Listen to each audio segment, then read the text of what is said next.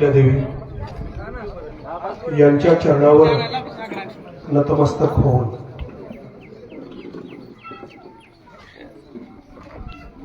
भारतातील सर्वच महापुरुषांना महामातांना वंदन करून बिजवडी गावामध्ये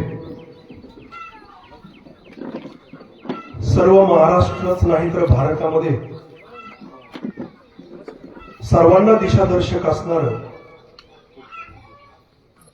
ज्ञान वैराग्य भक्ती दातृत्व कर्तृत्व पराक्रम उच्चतेगिरी मानवी जीवनाला जेवढे जेवढे म्हणून तुम्ही विशेषण लावाल त्या विशेषणाचं सर्वोच्च पातळी गाठलेलं हे महाराष्ट्राचं दैवत आहे पुण्यश्लोक अहिल्या माता. बिजडी ग्रामस्थांच्या वतीनं आणि पुण्यश्लोक अहिल्या मातेच्या जयंतीच्या निमित्तानं हा जो कार्यक्रम ठेवला त्या कार्यक्रमाला उपस्थित असणारे सर्वच मान्यवर माता भगिनी कार्यक्रमाचे आयोजक मी खरोखर तुम्हाला धन्यवाद देतो. कारण एक 25 वर्षापूर्वी या मातेचं चरित्र वाचलं आणि माझ्या जीवनाची दिशा बदलली. छत्रपती शिवाजीराजांच्या चरित्रामुळं कर्तृत्वाचा भाग समजला आणि पुण्यश्लोक अहिल्या माता सावित्रीबाई गाडगे महाराज त्याचबरोबर महात्मा ज्योतिबा फुले डॉक्टर बाबासाहेब आंबेडकर यांच्या जीवनचरित्रातनं आपण समाजासाठी काहीतरी करावं याची दिशा मिळाली. माझ्या कामधेनू सेवा परिवाराचं कार्य सुरू करण्याचा मूळ पाया हे माझ्या पुण्यश्लोक अहिल्या मातेचं जीवनचरित्र आहे. प्रामाणिकपणाने हे कबूल करतो माझ्या बांधवांनो, ज्या वयामध्ये आपल्याला काहीतरी करायची इच्छा निर्माण होते त्या वयामध्ये ज्या व्यक्तीच्या जीवनामध्ये स्त्री असो अथवा पुरुष असो हे चरित्र पडलं ना त्या व्यक्तीचं जीवन बदलल्याशिवाय राहत नाही. जयंती साजरी करत असताना आज या मला इथं बोलवलं खरं तर माझे गुरुबंधू संजय वायसे आणि त्यांचे सगळे मित्रपरिवार या वायसे परिवाराने या ठिकाणी बोलवलं आणि मला या मातेच्या चरणावर माझं वाकपुष्प अर्पण करण्याचं सौभाग्य प्राप्त करून दिलं. त्यासाठी त्यांच्या ऋणामध्ये राहू इच्छितो. आपण उन्हामध्ये बसलेला आहात त्याचं भान मला आहे, त्यामुळे मी तुम्हाला जास्त तटकळत ठेवणार नाही. परंतु माझी खात्री आहे ज्या वेळेला तुम्ही हे चरित्र ऐकत असाल त्यावेळी तुम्हाला उन्हाचं भानही राहणार नाही. इतकं उच्च कोटीचं हे चरित्र आहे. एक लक्षात ठेवा माझ्या बांधवांनो, पुण्यश्लोक अहिल्या माता समजून घ्यायची असेल तर स्वतःसाठी एक फक्त अनुभव तुमच्या गाठी असावा की आपल्या गावापासून फक्त 1-2 गावं सोडून तुम्ही जमीन घेऊन दाखवा. 5 एकर 10 एकर जमीन घ्या, आपलं गाव सोडून 4 गावं ओलांडून जमीन घ्या आणि त्या जमिनीला कसत असताना त्या गावातल्या लोकांचा त्रास किती होतोय ज्यांनी घेतलेले आहेत त्यांना अनुभवायला विचारा. रक्ताच्या नात्याचं एकही माणूस शिल्लक नाही. पुणे जिल्हा जेवढं क्षेत्रफळ आहे तेवढ्या क्षेत्रफळाचं इंदोरचं राज्य सुभा 6 किल्ले त्यामध्ये आणि 16 कोटीचा महसूल असणारं क्षेत्र. त्या काळातलं 16 कोटी म्हणजे त्यावेळेला 1 रुपया तोळा सोनं होतं. 16 कोटीची किंमत काय होती बघा. एवढं मोठं राज्य रक्ताच्या नात्यातली 26 माणसं आपल्या डोळ्यासमोरची गेलेली असताना रक्ताच्या नात्याचं घरात एकही माणूस शिल्लक नसताना एवढं मोठं राज्य शेवटच्या श्वासापर्यंतली 1 इंच जमीन ना शेजाऱ्याला घेऊ दिली, ना शत्रूला घेऊ दिली, ना भावकीला घेऊ दिली. पूर्ण इतिहास वाचला तर एकमेव पुण्यश्लोक अहिल्या माता अशा सापडतील की ज्या एकट्या असून त्या स्वराज्याचं नुसतं संरक्षण केलं नाही तर बद्री केदारनाथ पासून कन्याकुमारी पर्यंत आणि कलकत्त्यापासून मुंबईपर्यंत उभा आडवा अखंड भारत, या अखंड भारतामध्ये शिवमंदिरं बांधली, बारवा बांधल्या, विहिरी खोदल्या, नदीला घाट बांधले, अन्नछत्र उघडली. एवढं कार्य दुसऱ्या कोणाचं बघायला मिळणार नाही. अहिल्या मातेनं बांधलेले घाट आणि विहिरी, अहिल्या मातेनं उभा केलेले अन्नछत्र, हे सगळं जर फक्त तुम्ही बांधकाम फक्त मी विनंती करतोय अहिल्या देवी जयंती कमिटीच्या सर्व सदस्यांना आणि माझ्या बांधवांना माझ्या मातेनं बांधलेल्या विहिरीची संख्या अजून आपल्याला माहित नाही. तिने किती विहिरी खोदल्या याचं रेकॉर्ड आमच्याकडे नाही. तिने किती मंदिरं बांधली याचं रेकॉर्ड आमच्याकडे नाही, आम्ही कुणी शोधलं नाही. पण माझ्या अभ्यासानुसार मी सांगतो माझ्या बांधवांनो, तिनं बांधलेली मंदिरं आणि तिनं बांधलेल्या विहिरी आणि बारवा याचं जर रेकॉर्ड केलं तर जगात रेकॉर्ड होईल, वर्ल्ड रेकॉर्ड एका स्त्रीनं बांधलेल्या मंदिराचं आणि बांधकामाचं. एवढं उच्च कोटीचं चरित्र आहे. सर्वांना घटना माहीत आहेत, टीव्हीला सिरियल आहेत, पिक्चर पाहिलेले आहेत, अनेकांनी वाचलंय. अहिल्या माता ह्या आपल्या महाराष्ट्रातल्या, चौंडी त्यांचं माहेर, मानकोजी पाटील आणि सुशीला मातांच्या पोटी जन्म झाला, शिंदे घराणा. बरीच लोक सांगतात अहिल्या मातेला मल्हारराव होळकरांनी स्वीकारण्यासाठी अहिल्या मातेची एक कृती कारणीभूत ठरली. सामान्य पाटील आणि सुभेदार हा मोठा फरक आहे. सुभेदार म्हणजे आत्ताचा जिल्हाधिकारी, म्हणजे पूर्ण जिल्हा ज्याच्या ताब्यात आहे तो सुभेदार त्या काळातला, आणि एका गावाचा पाटील, या दोघांच्या प्रतिष्ठेतला फरक बघा. पण अहिल्या मातेला स्वीकारत असताना सीना नदीच्या काठी जे शिवलिंग केलं होतं, लहान होत्या, 8-9 वर्ष वय असेल, आणि शिवलिंगाला करत असताना पूजा केली त्यांनी, वाळूचं शिवलिंग. घोडा भरगाव धावला, त्या तळपडला होता पेशव्यांचा, मल्हारराव होळकर त्यामध्ये होते, आणि एक बिथरलेला घोडा धावला, सगळ्या मुली पळून गेल्या, पण ही हल्ली नाही. तिनं ते शिवलिंगाला कवटाळून तिथंच थांबल्या. घोडा आवरणारा जो माणूस होता तो परत फिरला आणि त्याने विचारलं, अरे घोड्याखाली तुडवली असते ना टाचाखाली, तुला हे भीती नाही का वाटली? तर तिनं जे उत्तर दिलं, बाणेदार उत्तर दिलं, त्याने खेड्यातली पोर महाराणी झाली. ते उत्तर होतं, आपणच निर्माण केलेली कोणतीही गोष्ट तिचं सुरक्षा शेवटच्या श्वासापर्यंत आपणच केली पाहिजे. म्हणून मी निर्माण केलेलं शिवलिंग मी जिवंत आहे तोपर्यंत ते मोडलं नाही पाहिजे, याच्यासाठी मी त्याच्यावर घोड्याची भीती न बाळगता आडवी पडली. तिचं ते बाणेदार उत्तर, तिची संस्कार, संस्कृती, या सगळ्या गोष्टी पाहून मल्हारराव होळकरांना पेशव्यांनी विनंती केली की ही सून म्हणून स्वीकारा. मानकोजी पाटलाला निरोप गेला. मानकोजी पाटील घाबरत घाबरत गेले, मला का बोलवलं? त्यावेळी त्यांनी सांगितलं की मल्हारराव होळकरांच्या खंडेरावांना यांना द्यायचंय तुम्हाला. आनंद झाला दोघांनाही, परंतु माझ्याकडे देण्याला तुमच्या इतक्या सुभेदाराच्या मुलाला देणे इतका हुंडा आणि पैसा नाही, असं ज्यावेळी सांगितलं त्यावेळेला ते जबाबदारी पेशव्यांनी घेतली आणि शनिवार वाड्यात पुण्यात त्यांचं लग्न झालं मातेचं. खंडेराव होळकरांच्या बरोबर लग्न झालं. अजून एक रेकॉर्ड सांगतो माझ्या बांधवांना. आपण चरित्र वाचत असताना मी जर अहिल्या मातेच्या जीवनाची रेकॉर्डच पाहतो.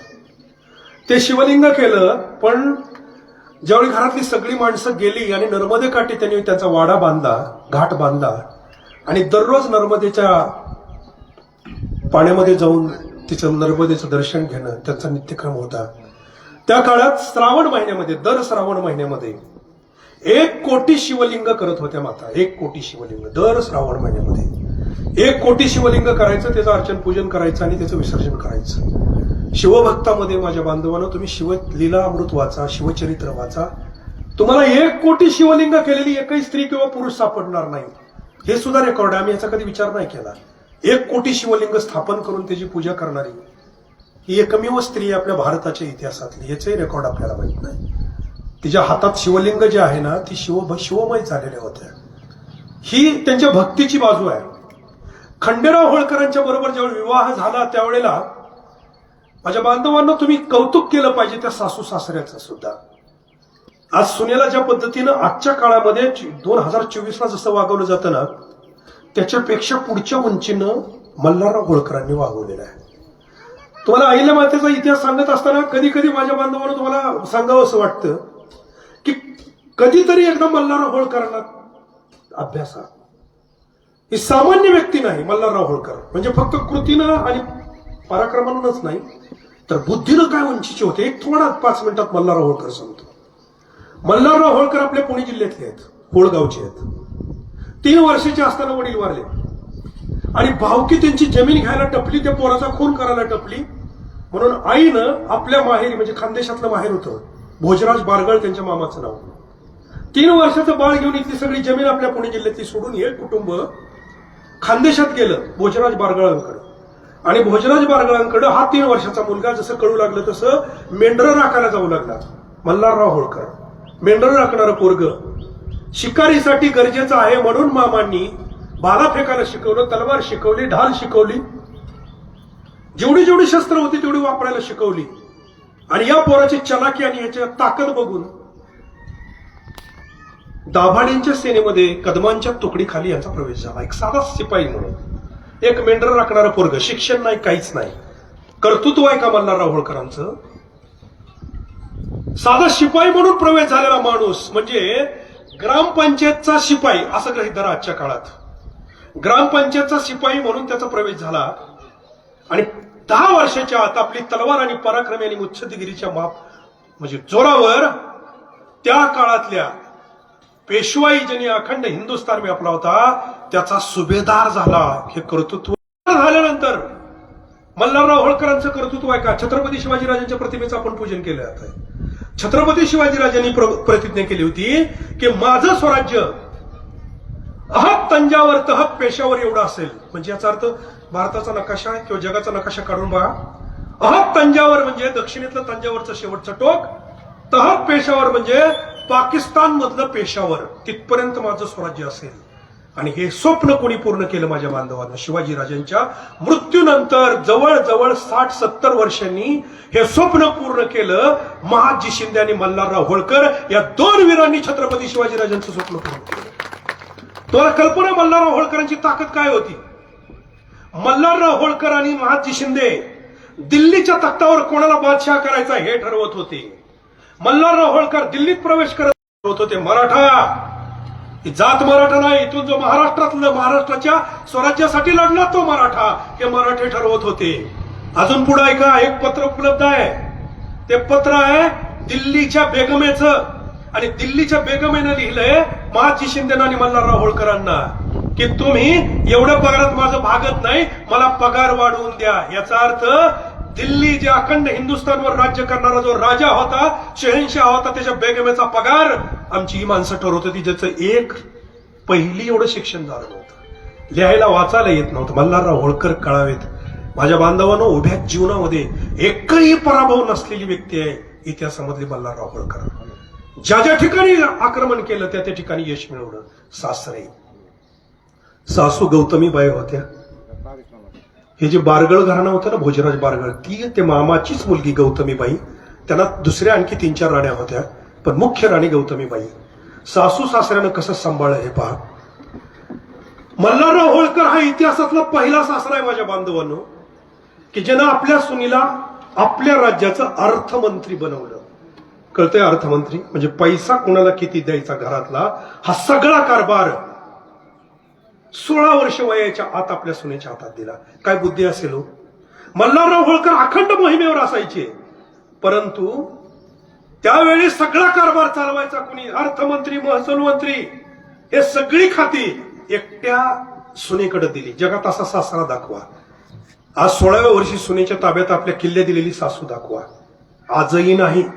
2024 मध्ये सुद्धा असा सासरा आणि अशी सासू आपल्याला दिसत नाही.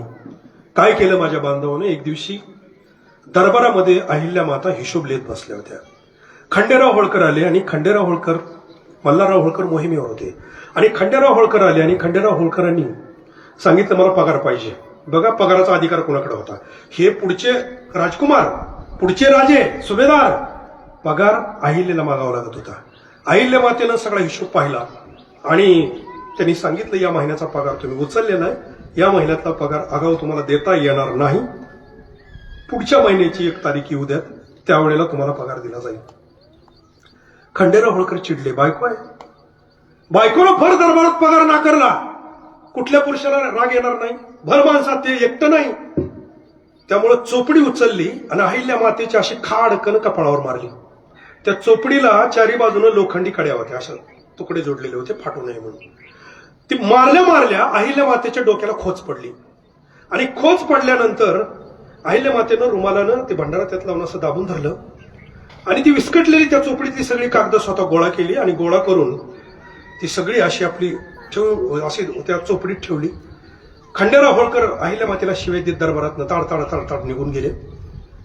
अहिल्या मातेनं पाहिलं की सरकारी कामकाजामध्ये जर हस्तक्षेप केला तर आपल्या सासऱ्यांनी त्याला काय नियम केलाय आणि त्या नियमाप्रमाणे सरकारी कामकाजात हस्तक्षेप केला म्हणून खंडेराव होळकरांना त्यांनी दंड ठोठावला. पुढच्या पगारातनं ही रक्कम कापून घेण्यात यावी. हे झालं दरबारातलं. तिथून दरबार संपून घरी निघाल्या. घरी निघाल्यानंतर त्यांच्या मनात धाकधूक होती. हे ठीक आहे, मी दरबारातलं काम केलं, पण एकुलत्या एक पुत्राचा अपमान केला, आपल्या नवऱ्याचा अपमान केला, म्हणून सासू माझं काय स्वागत करेल, गौतमीबाई काय करेल, अशी शंका होती. त्यामुळं घाबरत घाबरत आल्या आणि अपेक्षेप्रमाणे, त्यावेळी इंदोरचं ते राज्य होतं, अपेक्षेप्रमाणे दरवाज्याच्या त्या राजवाडाचा होता, त्या राजवाड्याच्या दरवाज्यावरच गौतमीबाई असा हात देऊन उभा होत्या. अहिल्या माता चालत चालत आल्या. आल्यानंतर पाहिलं की सासूबाई आपल्याला ठरवल्याप्रमाणे दरवाज्यात उभा आहेत. खाली मान घातली आणि सासूबाईंच्या पायाकडे पाहिलं. गौतमीबाईनं असं त्यांची हनवटी धरली, वर उचलली. खाली का बघतेस? दरबारात काय घडलं तुम्हाला कळालं असेल. अरे मी त्याच्यासाठीच दरवाज्यात थांबले. गळ्यातला मोत्याचा हार काढला आणि अहिल्याच्या गळ्यात टाकला आणि सांगितलं, आता मला मरायची अजिबात काळजी राहिली नाही, कारण तुझ्या हातात आमचं राज्य सुरक्षित आहे याची खात्री मला पटली. अशी सासू दाखवा माझ्या माता बघून असते.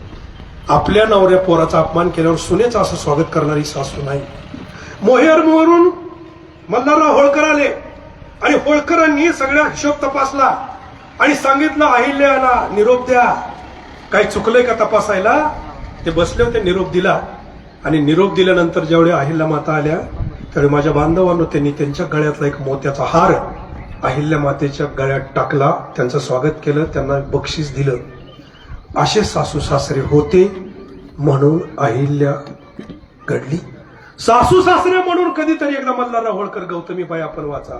ऐका, आपल्या सुनेला कसं वागवावं हे या दाम्पत्याने ठरवलं. खंडेराव होळकर कुंभेरीच्या वेड्यावर. काय अहिल्या मातेच्या जीवनामध्ये दुःख आहे? इथून पुढे खरं दुःखाची कहाणी सुरू होती. अहिल्या देवीच्या जीवनामध्ये मी तर तुम्हाला सांगतो चरित्रेत अहिल्या देवीची. तिला पुस्तक दिलं आणि म्हटलं, तू अहिल्या मातेचं चरित्र वाच. मला म्हटली, बाबा का वाचायला लावता तुम्ही? तर मुलीला सांगितलं, बाळा, जी स्त्री किंवा जी मुलगी अहिल्या देवीचं चरित्र वाचल तिच्या जीवनामध्ये काय बदल घडल ऐक. सासरी गेल्यानंतर माहेरी जसं असतं तसंच मिळेल असं नाही, किंवा आता जी परिस्थिती बघून तुला मी तिथं देतोय, तुझ्या सासऱ्याची नवऱ्याची जी परिस्थिती आहे ती परिस्थिती त्याच्या प्रारब्धानं राहील का नाही याची कुठल्याच बापाला गॅरंटी नाही. उद्या दुर्दैवानं तुझ्या जीवनामध्ये जर दुःखाचा प्रसंग आला तर तुझ्या जीवनामध्ये येणारं दुःख हे कुणाबरोबर तरी तुलना करून तुला जर पाहायचं असेल तर तो अहिल्या देवीचं जीवनातलं दुःख फक्त वाच.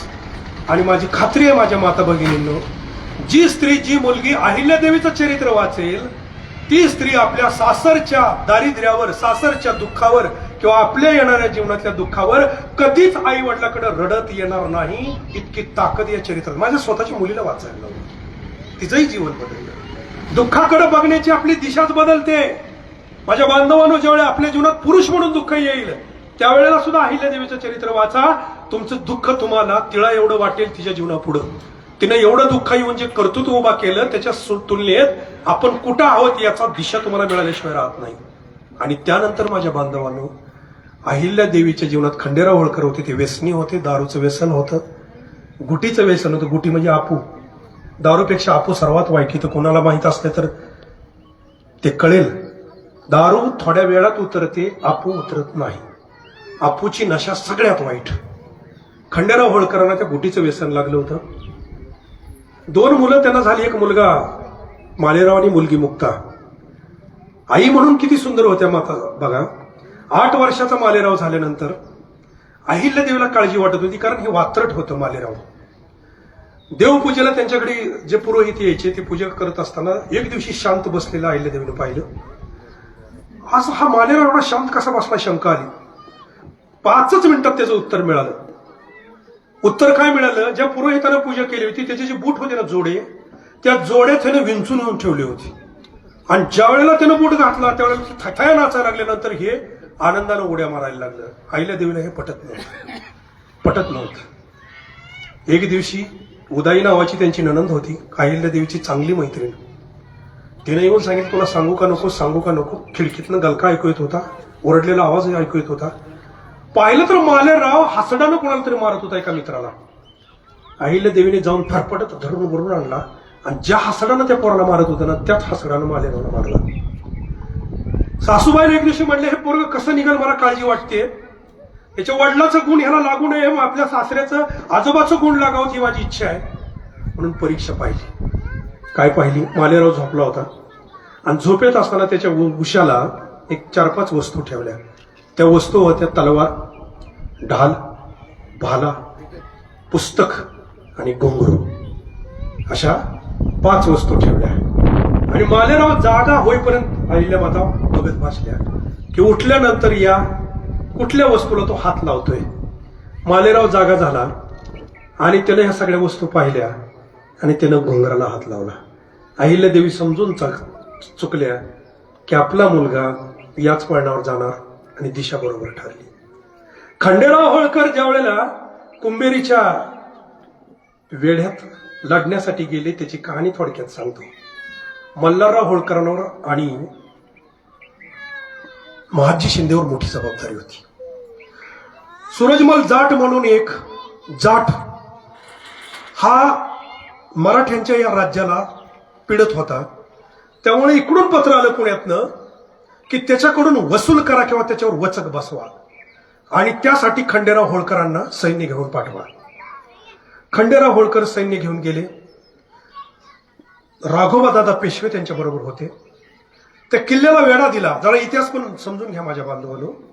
किल्ल्याला वेढा दिला. सूरजमल जाट घाबरला आणि सूरजमल जाटांना सांगितलं की मी तुम्हाला 40 लाख रुपये देतो, वेढा उठवा. तर राघो की हा भांडणाचा तंटा काय मिटत नाही, तुम्ही स्वतः सैन्य घेऊन या. 40 लाखात मिटवायला तयार होईना आणि जाट काय वरचे पैसे देईना, त्यामुळे जाटाला तरी मारू नाही तर हा वेळा तरी उठवण्यासाठी समिट करू, तुम्ही या. आणि पत्र एक अहिल्याला आलं होतं की तुम्ही सगळ्या स्त्रिया सुद्धा या रणांगणावर या.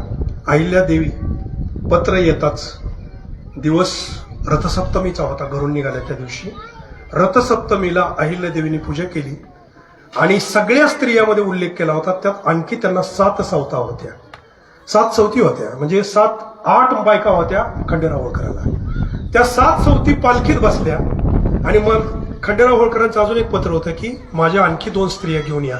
त्या 2 स्त्रिया म्हणजे कंचनी स्त्रिया होत्या. कंचनी स्त्रिया म्हणजे नाचणाऱ्या 2 बायका होत्या, मुली होत्या 2. त्या मुस्लिम समाजाच्या होत्या. एकीचं नाव होतं शबनम आणि दुसरीचं नाव होतं शकीना. त्या दोघींना पण पालखीत बसवून घेऊन या. नवऱ्याची आज्ञा मोडता येत नव्हती. त्यांना सुद्धा पालखीत घेऊन निघाल्या आणि त्या सगळ्या निघालेल्या लवाजमाचे नेतृत्व अहिल्यामाता पालखीत नाही बसल्या, अहिल्यामाता घोड्यावर बसल्या. सूरजमल जाटाचं कुंभेरी आणि इंदोर यातलं अंतर आहे ना, तुम्ही मॅपमध्ये बघा केवढं अंतर. अहिल्यामाता घोड्यावर सगळ्याच्या समोर पुढे आल्या. कुंभेरीला पोहोचल्यानंतर अहिल्यामातेनं त्यांचा तळ टाकला. सैन्य रोजचा पराक्रम, रोज त्या ठिकाणी जखमी होणारी लोक हे सगळं पाहत होत्या आणि रोज जाऊन शिवलिंगाची पूजा करणं तिथल्या शिवमंदिरामध्ये. आणि एक दिवशी शिवमंदिरात पूजा करायला गेल्यानंतर त्यांना असं वाटलं की शिवमंदिरातून जो प्रसाद आणलाय तो आपल्या नवऱ्याला द्यावा. त्यामुळे नवऱ्याची जिथं ती राहुटी होती ना, त्या राहुटीवर खंडेराव होळकराच्या राहुटीकडं अहिल्यामाता प्रसाद घेऊन गेल्या आणि प्रसाद घेऊन त्यांना द्यावा. तर तिथं पाहिलं तर त्या गुटीच्या व्यसनामध्ये हे खंडेराव बेहोश होते. ते एकटेच बेहोश नव्हते तर नको त्या अवस्थेत त्या 2 मुस्लिम स्त्रिया, कंचनी स्त्रिया सुद्धा बेहोश होत्या. त्यांना जागं केलं अहिल्यामातेनं. आणि तुम्ही रणांगणावर आहात, रणांगणावर लढताना तुम्हाला होश असावी, बुद्धी आणि शरीर नशेत नसावं, कारण शत्रू कधी घात करेल सांगता येत नाही, असा सल्ला दिला. त्यावेळी खंडेराव होळकर चिडले आणि म्हणले आम्ही युद्धावर जात असताना आम्ही बेहोश नसतो, आम्ही होशमध्ये आहे. तुम्ही तुमचा शब्द आवरा, होश काय असते तुम्हाला सांगतो. आणि घोड्यावर बसले. अहिल्यादेवी आवरतायत, जाऊ नका, तुला पराक्रम काय असतो ते दाखवतो आणि होळकराचं रक्त काय आहे ते तुला दाखवतो, तू बघ आता मी काय करतो. आणि एकटेच घोड्यावर बसून बिनीची फौज सोडून, त्यांची सुरक्षा रक्षक कवच सोडून एकटाच घोडा ताणला आणि कुंभेरीच्या त्या राजवाड्याच्या दरवाज्यावर नेऊन उभा केला. ते दरवाज्यावरून वर्ण तोफेच्या टप्प्यात खंडेराव होळकर आले आणि सूरजमल जाटाच्या तोफखान्याच्या लोकांनी गोळा टाकला आणि गोळा टाकल्या तो गोळा धाडकन खंडेराव होळकरांच्या छातीला लागला आणि त्या गोळ्याच्या ह्यानं खंडेराव होळकर एका क्षणात खलास झाले. खंडेराव होळकर गेल्यानंतर सगळ्या त्या सेनेमध्ये दुःखाचं सावट पसरलं. सगळी आरडाओरड सुरू झाली. मल्हारराव होळकर बेशुद्ध झाले.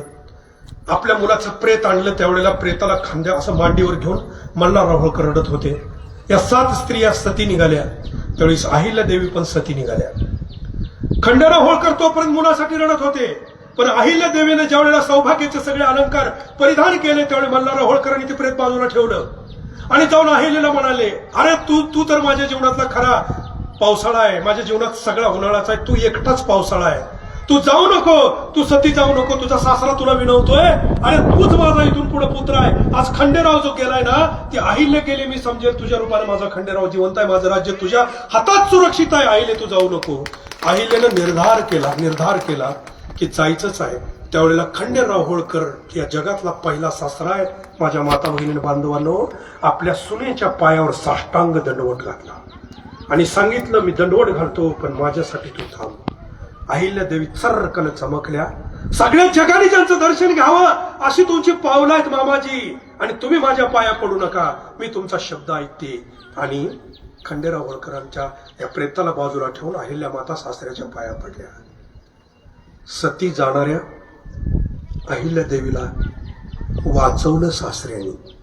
हे सासरे जर नसते ना त्याच दिवशी चितेबरोबर नवऱ्याच्या गेल्या असत्या. मल्हारराव होळकर एक वेळ वाचा, तुकोजी होळकर वाचा, यशवंतराव होळकर वाचा, हे तिन्ही वाचल्याशिवाय तुम्हाला अहिल्या देवी कळणार नाही. माझ्या बांधवावर मला वेळ कमी आहे, तुम्हाला ऊन कमी, ही तिन्ही चरित्र मी एकत्र तुम्हाला सांगा. मी खूप अभ्यास केलाय होळकर घराण्याचा. ही तीन चरित्र ज्यावेळी वाचाल त्यावेळी तुम्हाला अहिल्या देवी कळतील. एक फक्त अहिल्या देवी वाचून तुम्हाला नाहीत कळणार.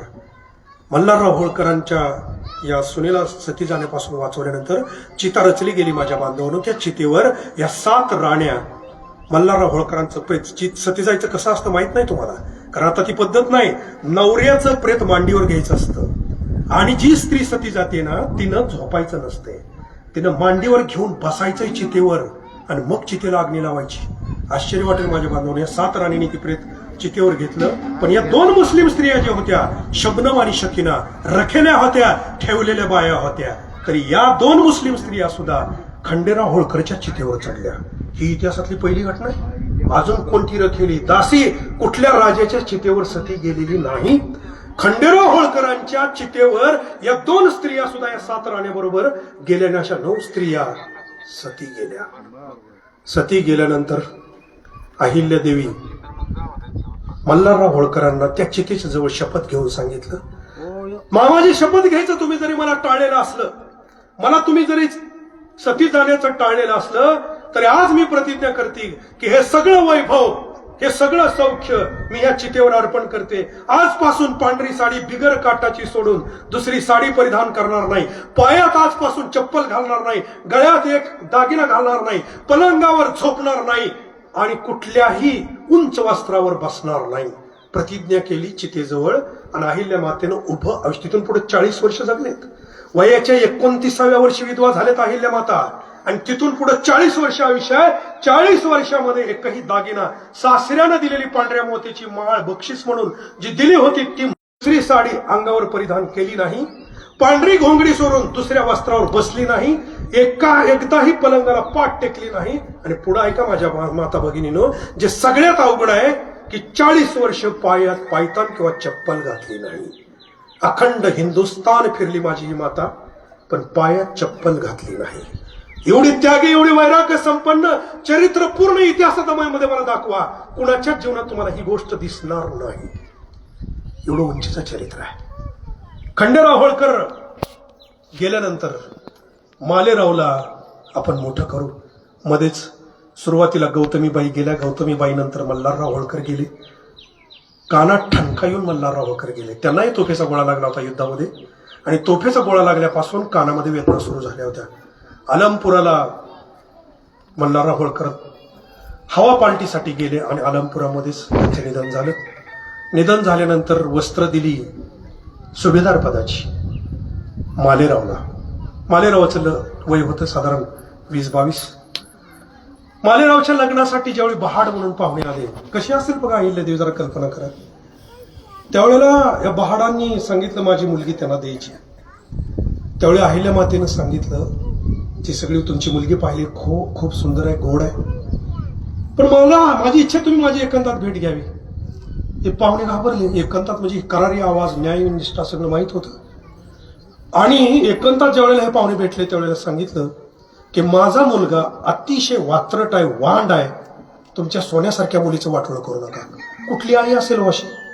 कुठली आई असेल आपल्या युवायाला सांगेल की बाबा माझा मुलगा चांगला नाही, त्याला मुलगी देऊ नका. आज सुद्धा दाखवा मला कोण आहे. आज सुद्धा नाही. अहिल्यादेवी समजायची असेल तर या बारक्या बारक्या गोष्टीतनं शिकाव्या लागतात. सांगितलं मात्र तर वांडा तुमच्या मुलीचं वाटोळं होईल. त्यावेळेला पहाड पाहुणे म्हणाले की काही झालं तरी आता वय लहान आहे, पण युद्धात जे गुण लागतात ते गुण त्याच्याकडे आहेत. तो तापट आहे, शूर आहे. मोठा झाल्यानंतर आपोआप हे गुण जातील. माझी मुलगी त्यांना मी देणार.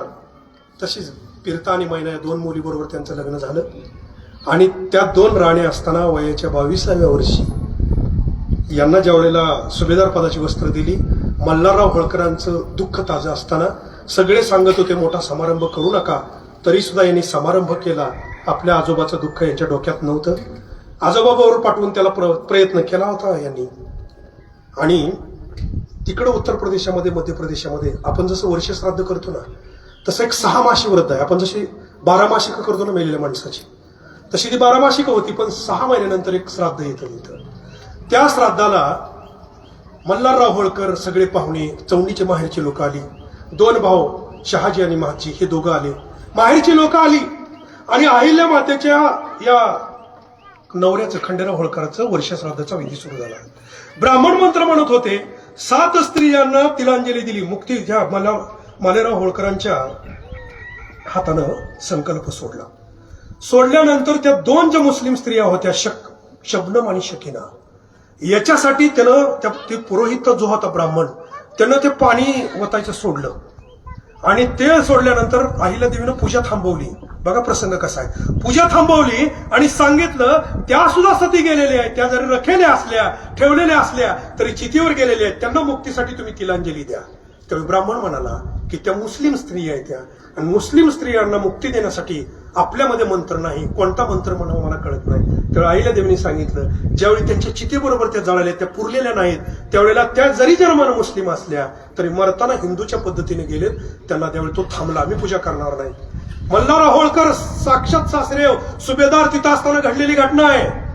आणि ज्या वेळेला पूजा थांबवली, आईला मात्या म्हणल्या या 2 स्त्रियांना जर तुम्ही तिलांजली देत नसाल तर त्यांना मुक्ती मिळणार नाही, आणि त्यांना तिलांजली देत नसाल तर पुढची पूजाच करू नका. कुठली बाई आहे मला दाखवा. नवऱ्यानं ठेवलेल्या बाईला सुद्धा, रखेलीला सुद्धा मुक्ती मिळावी म्हणून पूजा थांबवते नवऱ्याच्या वर्ष श्राद्धाची. मल्हारराव होळकरांनी परवानगी दिली की तिचं बरोबर आहे आणि ती पूजा पुढे काका करा. मग काकाने हिंदू प्रमाण मंत्र म्हणल्याने पूजा झाली. पण याचा परिणाम झाला उलटा माहेरच्या लोकांवर. माहेरचे 2 भाऊ म्हणले की तू बाटवला आम्हाला, तू आमचा अपमान केला.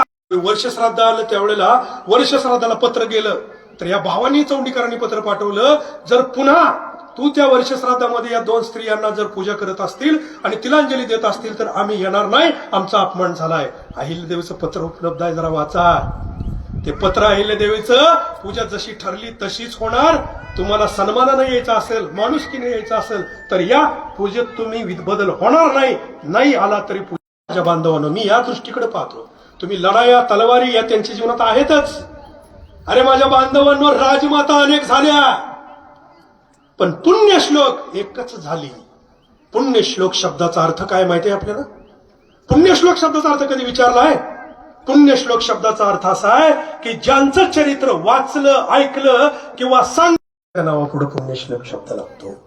हा पुण्यश्लोक शब्द त्यांच्या नावापुढे लावणारी या जगातली एकमेव स्त्री आहे अहिल्यादेवी. त्यामुळे राजमातेपेक्षा ती मोठी आहे. मल्हारराव होळकरांना, माझ्या बांधवांनो, ज्या वेळेला त्यांची दशक्रिया होती ना, त्या दशक्रियेला कावळा पिंडाला स्पर्श करेना, काही केलं करेना, सगळी पाया पडली. शेवटी नणंद जी होती ना उदाई, ती म्हणली अहिल्या मातेला, वहिनी तुम्हाला काहीतरी मामाजी सांगून गेलेले असतील, तुम्ही पाया पडा, मग कावळा पिंडाला स्पर्श करेल. खंडेराव आधीच गेले होते, पूजा मालेरावनं केली होती. त्यावेळी अहिल्यादेवी मनातल्या मनात म्हणाल्या, तुमच्या दौलतीला सांभाळीन, होळकर घराण्याचा नावलौकिक डंका मी जगात वाजवीन, आणि तुमच्या शब्दानं 1 इंच जीवात जीव आहे तोपर्यंत त्यातली भूमी कोणाला मी जिंकू देणार नाही, असं मनातल्या मनात म्हणल्यानं पाया पडल्या.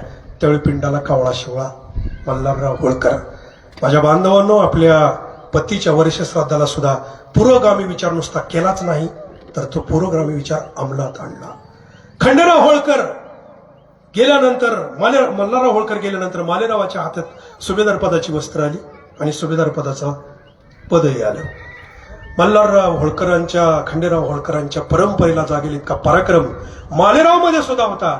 पण मालेरावाचा स्वभाव विकृत होता. एक दिवशी घोडा भरगाव चालत असताना एक वृद्ध फडके अण्णावाचा समोर आला. त्या फडके अण्णावाच्या माणसाच्या अंगावर त्या वृद्धाच्या घोडा घातला आणि घोडा घालून तुडवून त्याला मारला आणि मालेराव निघून गेले. अहिल्यादेवीला ज्यावेळी हे कळालं त्यावेळी अहिल्यादेवी मल्हाररावचा हात धरून त्या घरी गेल्या. स्वतः महाराणी असताना आणि हा सुभेदार असताना सुद्धा फडके घराण्यातल्या सगळ्या माणसांच्या पाया पडून अहिल्या मातेनं माफी मागितली. सामान्य सरदार असला तरी, गावातला सरपंच असला तरी गावातल्या सगळ्यात लहान व्यक्तीच्या पाया पडायला संकोच वाटतो. आज सुद्धा महाराणी असणाऱ्या अहिल्यानं फडके घराण्याच्या सगळ्या व्यक्तींच्या पाया पडल्या आणि आपल्या पुत्राच्या या अपराधाला त्यांनी न्याय द्यावा, त्यांनी माफी मागावी, माफी मागितली. ही अहिल्या मातेची नम्रता होती. त्यांच्या जीवनातल्या एक 2-3 महत्वाच्या घटना सांगतो ज्या आपल्या जीवनाला बदल करू शकतील. वर्षश्राद्धाच्या निमित्तानं तर हे अहिल्यादेवीनं केलंच. पण ज्यावेळेला मुक्ताबाईचं लग्नाचा विधी करायचं ठरलं त्यावेळेला आज सुद्धा तुम्ही मध्य प्रदेशात जर गेला तुम्ही पाहिलं असेल, फुलनदेवी खासदार झाली होती. कुठली होती माहितीये? चंबळ खोऱ्यातली होती, डाकूची राणी. आज सुद्धा डाकूंच्या टोळ्या ज्या आपण शोले पिक्चर मध्ये वगैरे बघतो तशा डाकूच्या टोळ्या आज सुद्धा तुम्हाला मध्य प्रदेशमध्ये आहेत. आणि पूर्वीच्या काळी तर अहिल्यादेवीच्या काळी ते भिल्ला आणि पेंढारींच्या टोळ्याच होत्या. ते सगळे लुटत होते येता जाता लोकांना. अहिल्यादेवीच्या डोळ्यापुढे तो प्रश्न होता. अनेक प्रकार करून पाहिले पण लोकच फितूर व्हायला लागली, सरदार फितूर व्हायला लागले, सरंजाम फितूर व्हायला लागले. लुटीतला माल त्यांना देऊन लूट राजरोस चालू झाली. भिल्ल ऐकत नाहीत, पेंढारे ऐकणार. तेव्हा अहिल्यादेवीने एक विचार केला की आपल्या मुलीचं स्वयंवर करावं. इतिहास वाचा माझ्या बांधवांनो. पृथ्वीराज चव्हाण चक्रवर्ती सम्राट, शेवटचा चक्रवर्ती सम्राट जो मोहम्मद घोरीच्या लढाईत पकडला गेला, नंतर मारला गेला, तो शेवटचा आपला चक्रवर्ती सम्राट. त्याच्या काळापर्यंत आपल्यामध्ये स्वयंवर होतं म्हणजे राजकुमारींचं. पण त्यानंतर तो काळ आहे 12व्या शतकातला. अहिल्यादेवीचा जीवन काळ आहे 18व्या शतकातला. 1725 ते 1795 हे त्यांचा कालावधी आहे. तर त्या काळात म्हणजे जवळजवळ 1200 ते 1800 600 वर्ष एकाही मुलीचं किंवा एकाही राजकुमारीचं स्वयंवर नाही. अहिल्यादेवीनं स्वयंवर ठरवलं की माझ्या मुलीचं स्वयंवर मी त्या मुलाशी लग्न करायला लावून देईन जो मुलगा, जो वीर या भिल्लांचं, या लुटारूंचं, या पेंढाऱ्यांचं पारिपत्य करेल, त्यांना कंट्रोलमध्ये आणेल, त्याच्याबरोबर माझ्या मुलीचं लग्न लावणार. त्यावेळेला सासूनं प्रश्न निर्माण केला, जर उद्या एखादा मुस्लिम किंवा धनगर समाज सोडून दुसऱ्या जातीतल्या पोरांनी कोणी जर हे पराक्रम केला तर त्याला आपली मुक्ता द्यायची का? किती मोठा प्रश्न आहे माझ्या बांधवांनो हा, किती मोठा प्रश्न आहे. तर त्यावेळेला अहिल्यादेवीचं उत्तर आजच्या काळातल्या सगळ्या माणसांनी तपासावं. अहिल्यादेवीने आपल्या सासूला उत्तर दिलंय की चंद्राला जात नाही, सूर्याला जात नाही, जमिनीला जात नाही, पाण्याला जात नाही, अग्नीला जात नाही. या पंचमहाभूताचं जर शरीर बनलं असेल तर त्या शरीराला सुद्धा जात नाही आणि वीराला कधीही जात नाही. सामान्य घरातल्या पोरांनी, कुठल्याही जातीच्या पोरांनी जर ते पारिपत्य केलं आणि तरी त्याला मी मुलगी देणार, कारण शूरत्व, वीरत्व हीच त्याची जात आहे, ही सांगणारी जगातली एकमेव स्त्री आहे अहिल्यादेवी. अहिल्यादेवी हे कुणाचंच धाडस झालं नाही, आज सुद्धा नाही, आज सुद्धा नाही. त्यांच्यानंतर धाडस केलं शाहू महाराजांनी. शाहू महाराजांनी आपल्या घरातली मुलगी होळकरांच्या घरात दिली. छत्रपती घराण्यातल्या खानदानी देशमुखांच्या, मराठ्यांच्या राजघराण्यातली मुलगी होळकरांच्या घरात दिली. अहिल्यादेवीनंतर हा पराक्रम केला फक्त शाहू महाराजांनी, हे विसरू नका, फक्त शाहू महाराजांनी. त्यामुळं अहिल्यादेवीचा हा उपक्रम, मग तो यशवंत फणसे त्यातनं उभा राहिला आणि मी करतो पारिपत्य, आणि त्यांनी ठरल्याप्रमाणे पारिपत्य केलं. सगळे हे जे टोळ्या होत्या ना डाकूंच्या, या डाकूंचे सगळे मोहरके पकडले आणि हात बांधून अहिल्यादेवीच्या पुढे केले. अजून त्याचा इतिहास माहित नाही अजून कोणाला, तो कोणत्या जातीचा नाही पाहिलं आणि सांगितलं की, आणि याला मान्यता मल्हारराव होळकरांनी सुद्धा दिली आणि गौतमीबाईंनी सुद्धा दिली. ही सुद्धा किती मोठी गोष्ट आहे. मल्हारराव होळकरांसारख्या सुभेदारांनी कोणत्याही जातीचा असो पण त्याने पराक्रम केला म्हणून आपली मुलगी देणारं इतिहासातलं एकमेव उदाहरण आहे. याच्या आधी घडलेलं नाही आणि पुन्हाही घडलेलं नाही, आजही घडत नाही. आज सुद्धा ऑनर किलिंग मध्ये इतर जातीतले जर लग्न झाली तर खून होत आहेत, जाळून पोरं मारली जात आहेत, तेव्हा घर उद्ध्वस्त केली जातात. आजच्या काळात, त्या काळात अहिल्यामातेनं हा पराक्रम केला आहे आणि आपली मुलगी दिली यशवंतराव फणसेंना, मुक्ता दिली. मल्हारराव होळकरांचा मृत्यू, खंडेराव होळकरांचा मृत्यू डोळ्यासमोर झाला. मालेराव एवढा विकृत निघाला की एक दिवशी त्याला कळालं की आपल्या राजवाड्यात जी दाशी आहे हिरा, त्या दाशीचं कोणाची तरी प्रेम प्रकरण आहे, लपड आहे. शोध घेतला आणि शंकाली एक कलाकार मांत्रिक होता. तो मांत्रिक तिचा प्रियकर हे कळालं. त्या मांत्रिकाला मल्हारराव होळकरांनी पकडलं. ह्या मालेराव होळकरांनी, मालेरावने पकडलं आणि एका खोलीमध्ये नेलं. ती हिरा पण आली पळत. त्याला मारू नका, आम्ही राज्य सोडून जातो, आमचं तुम्ही राजवाडा सोडून जातो, पण त्याला जीवदान द्या, आमचं काही चूक नाही, आम्ही तुमचं राज्य सोडून जातो. पण मालेरावनं ऐकलं नाही. सुरुवातीला पाय तोडले, दोन्ही हात तोडले, सगळ्या रक्ताच्या चिळकांड्या सगळ्या भिंतीवर उडत होत्या आणि छातीवर बसला मालेराव. आणि छातीवर बसून फक्त मुंडकं शिल्लक होतं, तो जिवंत होता. तो म्हणत होता, मला मारू नका, माझा गुन्हा नाही, मला मारू नका. पण शेवटी तो चिडला आणि तो म्हणला, आता ऐक म्हणला तो, तुम्हाला आता मारणार, आता मी जीवन काय राहत नाही, पण तुला एकही दिवस झोप येऊ देणार नाही, भूत होऊन तुझ्या उरावर बसीन आणि 6 महिन्याच्या तुला मारीन, त्याच्याशिवाय मी मुक्त होणार नाही. आणि ते ऐकलं आणि मालेरावने खाडकन तलवार गळ्यावर मारली आणि ती तलवार मारल्यानंतर ते मुंडकं बाजूला छाटलं गेलं आणि सगळ्या रक्ताच्या चिळकांड्या भिंतीवर उडल्या. अहिल्यादेवीला जेवढी बातमी कळाली त्यावेळेला अहिल्यादेवी खूप दुःखी झाल्या. त्या दिवशीपासून मालेरावला झोप लागली नाही. निद्रानाशाचा त्रास सुरू झाला आणि ऐका माझ्या बांधवांनो, 3 महिन्याच्या आत मालेराव गेला. आपला मुलगा आपल्या डोळ्यासमोर गेला. महिनाने फिरता त्याच्या 2 बायका 12 वर्षाच्या पुरी होत्या. त्या दोघी सती जायला निघाल्या. त्यावेळेला अहिल्यादेवीने सांगितलं की या लहान त्याला कळणार नाही, यांना सती जाऊ देऊ नका. पण माहेरच्या लोकांनी ऐकलं नाही. माहेरच्या लोकांनी सांगितलं की काही झालं तरी आम्ही धर्म मोडणार नाही, यांना सती जावं लागेल.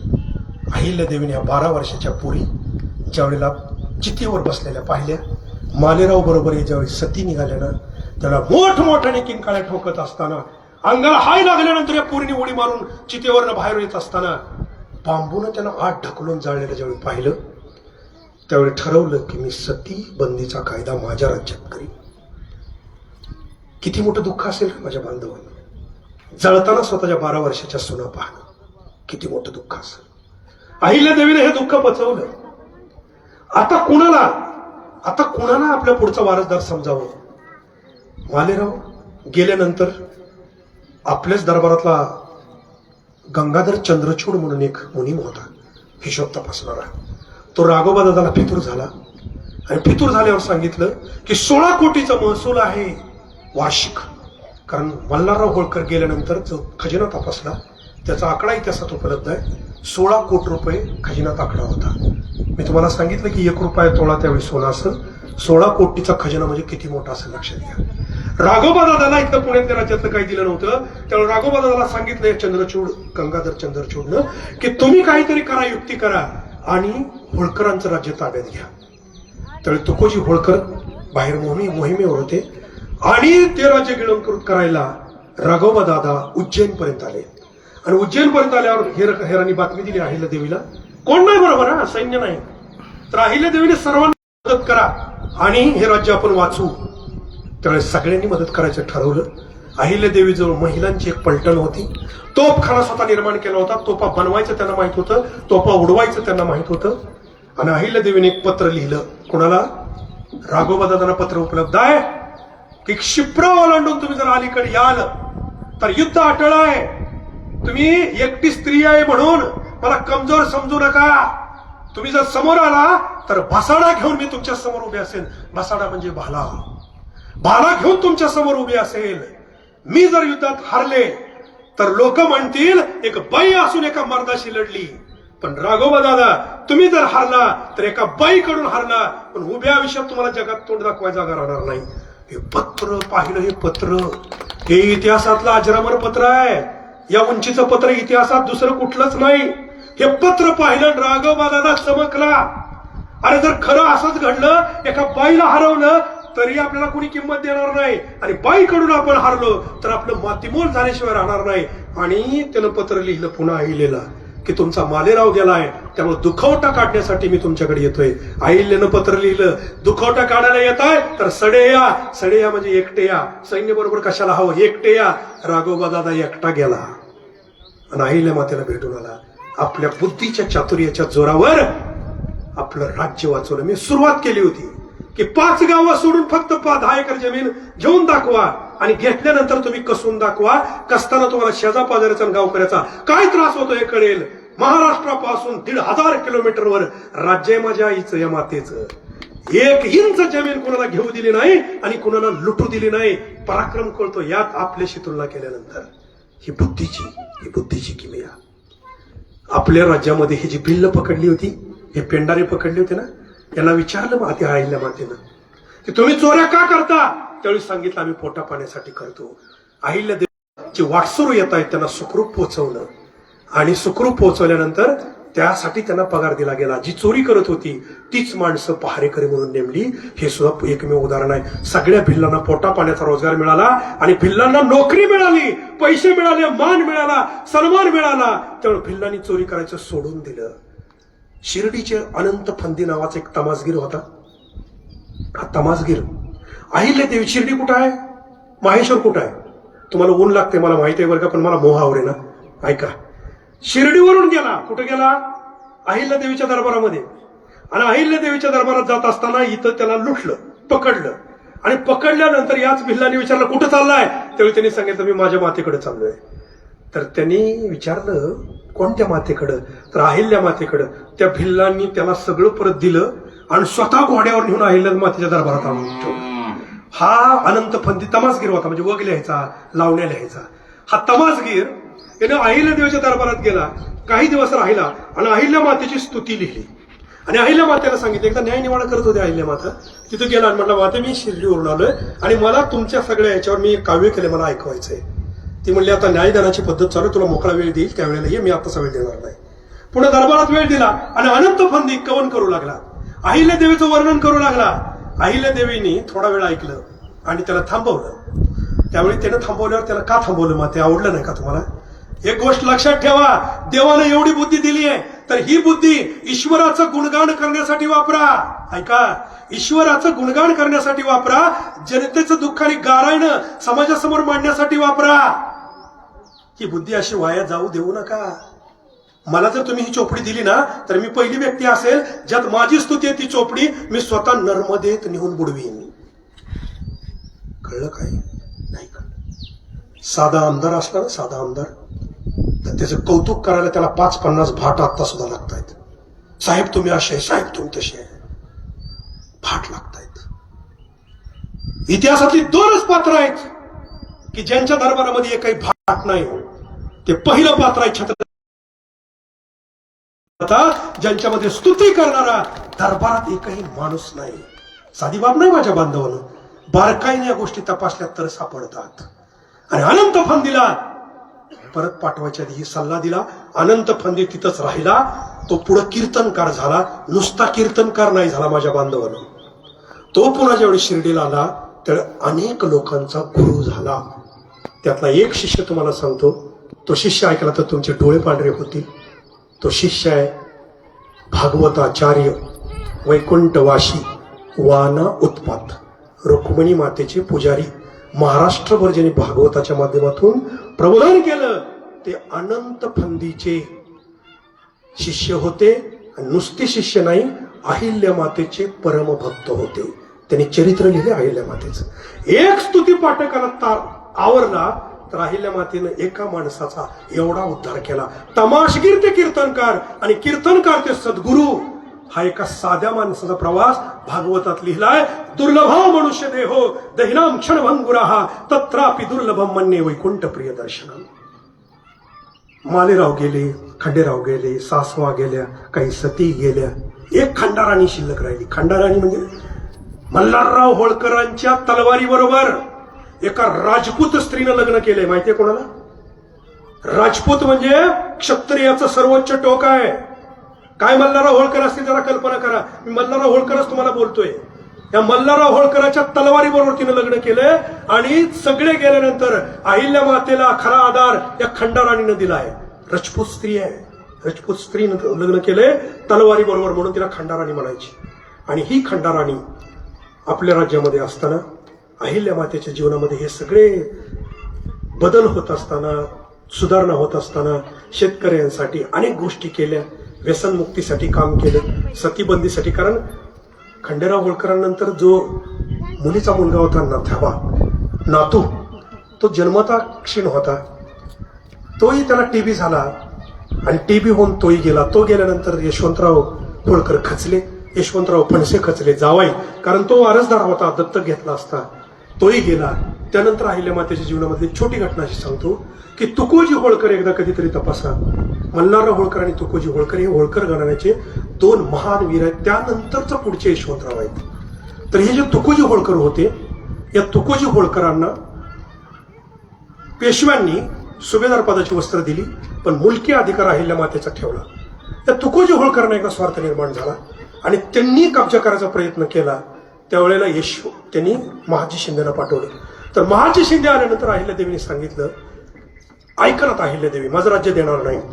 त्यावेळेला महाजी शिंदे म्हणाले, तुम्ही बोलून चालून स्त्रिया, तुम्ही बाई काय कराल? त्यावेळेला अहिल्यादेवीनं एक शब्द उच्चारला की तुम्ही हत्तीवरून या, मी तलवार घेऊन तुमच्या समोर उभे असेल आणि तुमच्या हत्तीला पायाला मिठी मारून जर हत्ती नाही परत फिरवला तर मल्हाररावाची सून म्हणून पुन्हा तोंड दाखवणार नाही. नाव काय घेतलं?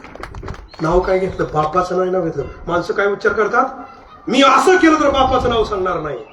अहिल्यादेवीनं नाव काय सांगितलं? हत्ती नाही परत फिरवला तर मल्हाररावाची सून म्हणून पुढे तोंड दाखवणार नाही. घाबरला महाजी शिंदे, ज्यांनी अटके पार झेंडे लावले. तुकोजी होळकर घाबरला आणि अहिल्यादेवीनं पुढचा वारसदार म्हणून मल्हारराव होळकरांना ठरवलं. हे मल्हारराव होळकर दुसरा कोण होता माहिती आहे?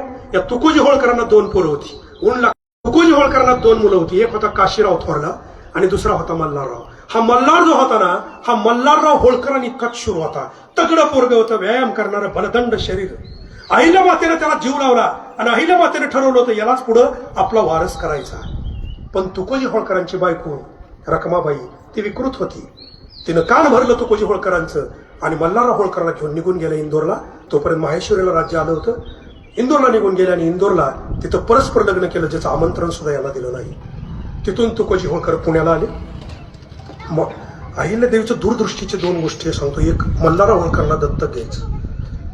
ज्या वेळेला अहिल्यादेवीचा मृत्यू झाला ना, सांगणार आहे मृत्यू तुम्हाला 5 मिनिटात, त्यावेळेला राज्याची ही जबाबदारी कोणावर द्यायचा हा विषय ठरला.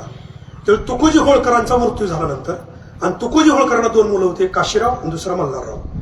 हे सगळे पुण्याला आले आणि पुण्याच्या नदीकाठी तुकोजी होळकरांचा अंत्यविधी झाला. हे तुकोजी होळकर कोण आहे का? ज्यांनी इंग्रजांना हरवलं, ज्यांनी हैदराबादच्या निजामाला हरवलं, ते तुकोजी होळकर सामान्य व्यक्ती नव्हती. त्यांच्या मृत्यूनंतर या 2 मुलांमध्ये पेशव्यांनी वाद लावला आणि काशीरावला पॅरालिसिस झाला, पक्षवात. तर सुभेदार पदाची जबाबदारी ह्या पक्षवात झालेल्या मुलाला दिली. मल्हारराव होळकर चिडला आणि आपल्या बापाचा तिसरा दोघांनी वेगवेगळा केला, दशक्रिया वेगवेगळ्या केल्या आणि गोडाचं घालण्यासाठी मल्हारराव होळकर पुण्यातल्या बांबुर्डीला थांबले. 200 लोक बरोबर होती. पेशव्यांनी आह्योनवमी होती, आह्योनवमी, आणि आह्योनवमीच्या दिवशी पेशव्यांनी आदेश दिला की मल्हाररावाला मारावे आणि त्याच्यावर काशीराव होळकरांची सही घेतली. पत्र काय होतं काशीरावला कळालं नाही. आह्योनवमीच्या दिवशी 200 लोक असताना मल्हारराव होळकराला कळालं की आपल्यावर हल्ला होणार आहे. त्यावेळी कुणीतरी बातमी दिली, आज आह्योनवमी आहे म्हणून होणार नाही, कारण आह्योनवमीला तुमच्या बायकोला कोणी विधवा करणार नाही. ऐका माझ्या बांधवांनो, दिवस जाऊ दिला आणि रात्री या मल्हाररावावर हल्ला झाला. 5000 लोकांनी हल्ला केला. लढली ही 200 माणसं. ही 200 माणसातली काही पळून गेली आणि मल्हारराव होळकर मारले गेले.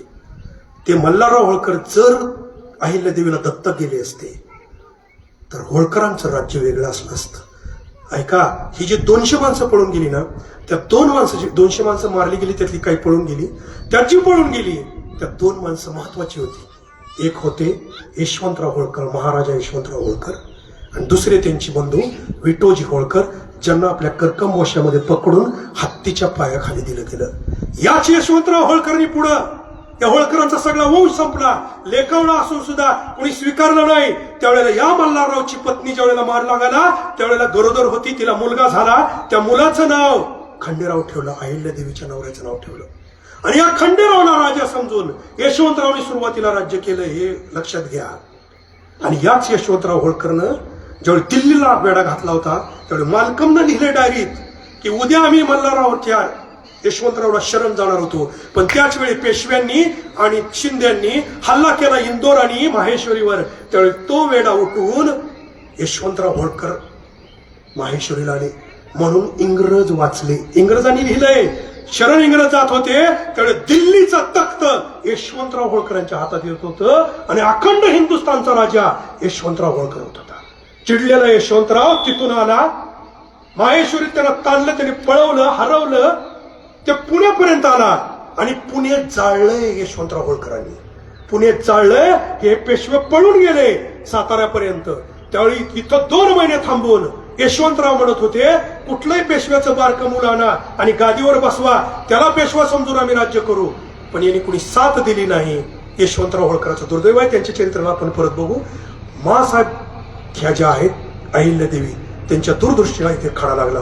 शेवटची घटना आहे का माझ्या बांधवांनी, अहिल्यादेवीच्या जीवनातली आपलं शेवटची घटना. आपल्या जीवनात जेवढी दुःख येईल तेवढी ही घटना आठवा.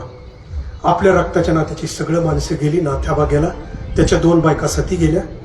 आणि यशवंतराव फणसे मुलाच्या जाण्याचं दुःख सहन करू शकले नाहीत आणि थोड्याच दिवसात तेही गेले.